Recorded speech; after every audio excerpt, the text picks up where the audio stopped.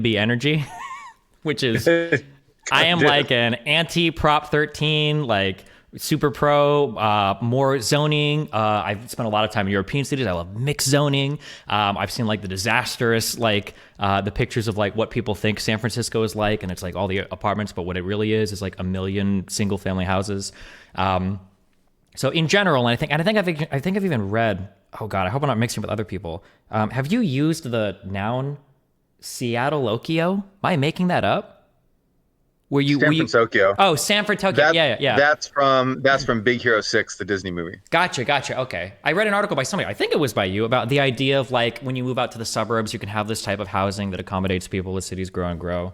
I don't know that I wrote that, but yeah, a lot of people say San Francisco because it was from that movie. Sure.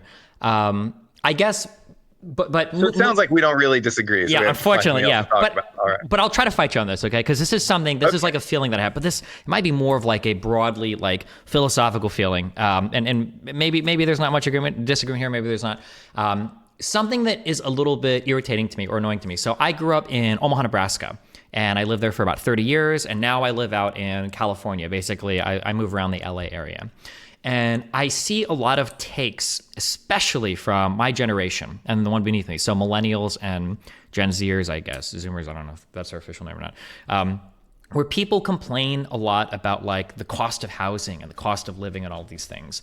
But I noticed that in my opinion, I think a lot of the complaints about this come from the people that probably shouldn't be complaining.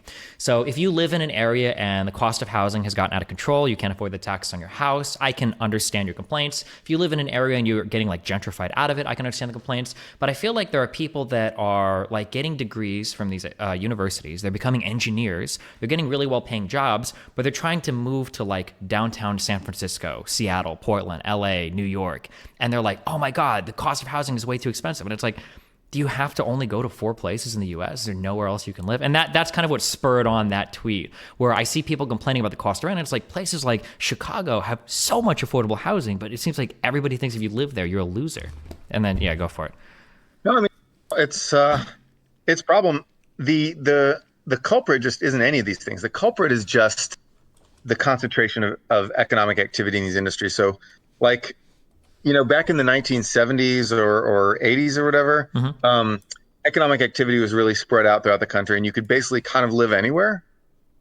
This was really bad for a lot of cities because people moved out. You had white flight, you had just general moving to the suburbs because you can live anywhere. Why not live somewhere with a big house?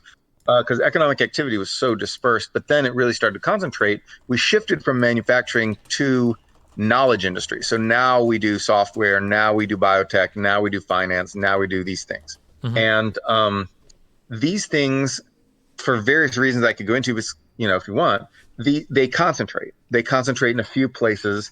And this is a big problem for us because we had this whole system built on being spread out and not being concentrated. And that was how our laws were set up. Our cities were fragmented. Our cities were, we have like San Francisco is a tiny little piece of the Bay Area, et cetera. And so we had the system, but then suddenly we shifted industries, and partly we shifted industries to stay competitive because a lot of our old industries went to countries in Asia.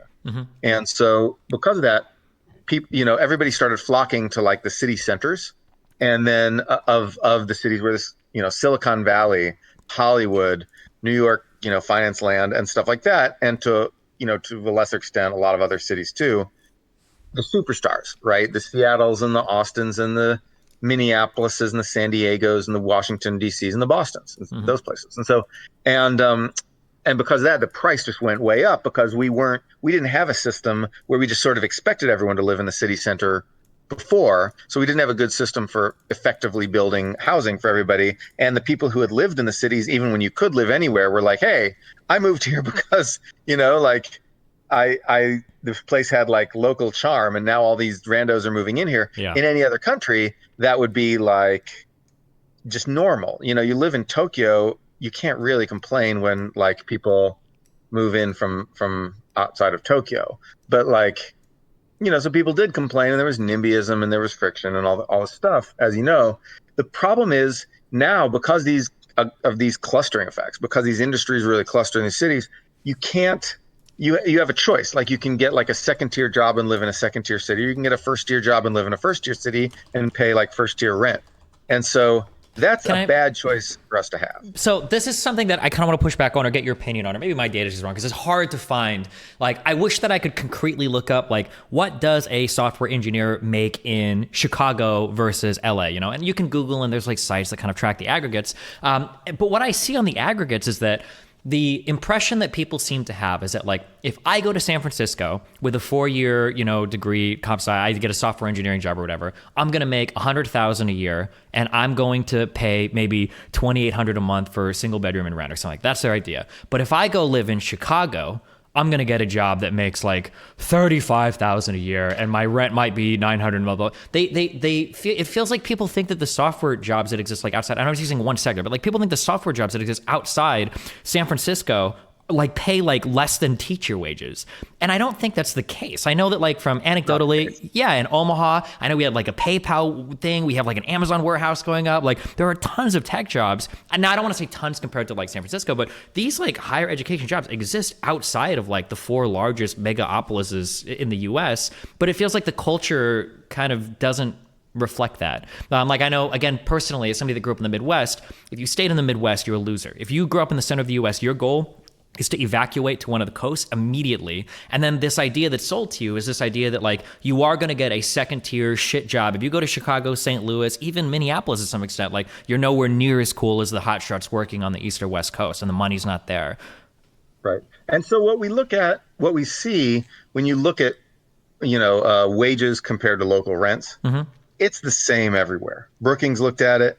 It's the same everywhere in America. The more wage you earn, the more rent you're going to pay. And it's just the same. And you're right. There are good jobs in Chicago. There's good jobs in the center of America. There's fewer, but there are some. It's not nothing. And life will be cheaper. And so it's really just, you can't, even if we did what we ought to do and liberalize housing and, build all the housing in all the cities and all that stuff, that San Francisco, even if we did that, more people would probably then cram into the cities, and it might be good for like national productivity because now all the engineers are neighbors, but it wouldn't necessarily change the fact that everywhere costs about the same relative to how much you make. And so you can't really, if there's an opportunity to prosper by moving to a new place, people will move until it's no longer possible to prosper. Sure. That's just kind of, it's not true between countries because we have borders. We have like the wall and we have like a bunch of guys. So actually moving to America from El Salvador or wherever actually does make you hella richer. Yeah, for sure. Than if you live in El Salvador. But then within America, it's just not like that. Like you can just hop on the highway and move. And so, yeah. And so, but I like what you're doing because I do think we need to emphasize those, those other cities, and we call them second tier cities, but that's a term we get from China. Actually, that's a Chinese government term, and it's insulting, and it's the idea that cities have like a ranked hierarchy, but we really need to advertise that those are actually pretty nice places to live. Like Columbus, Ohio, great place to live. Southwest Michigan, there's great places in Southwest Michigan that, like most of the Texas cities, like Houston is a much better place to live than people realize. Dallas is a better place to live than people realize. And then it's like, it's so frustrating because like I'll hop on and I am a terminally online. I live my life online. Okay. I try to divorce my understanding of like, I know that real world people, I try to look at polling data to get an understanding or whatever, but you do see even politicians echo a lot of these complaints. So it must be somewhat popular, but like it frustrates me sometimes. I'll see people say like, this is such a common millennial take. Like my parents could afford, on one job, they had this and that, and I can't even afford this. And then I'll look at where some of these people live and they're literally in like downtown LA. And I've lived in California now for 2 years. And oh my God, this place is, I'm sorry, but it is disgusting, a lot of these areas. And then I'll go back home and I'll visit and you can see like these mansion, $400,000 houses. And it's like, fuck. There are places that are affordable and you can even find jobs there. And this obsession with like everybody having to live in one area, it just feels like so detrimental in so many different ways to kind of like the national mindset towards like who should be entitled to what. And then it causes this weird focus on like, well, where do our efforts need to be politically? Well, we need to get more money to people that are already like in the highest tier of job earners in society that are living in the most expensive places. And it's like, fuck, come on. Like, what about the people in the Rust Belt that don't have, they can't move anywhere and just get amazing jobs and shit? Yeah. That's right. Yeah, no, that's right. And I think just letting, just, you know, people have been thinking about this problem for a while. My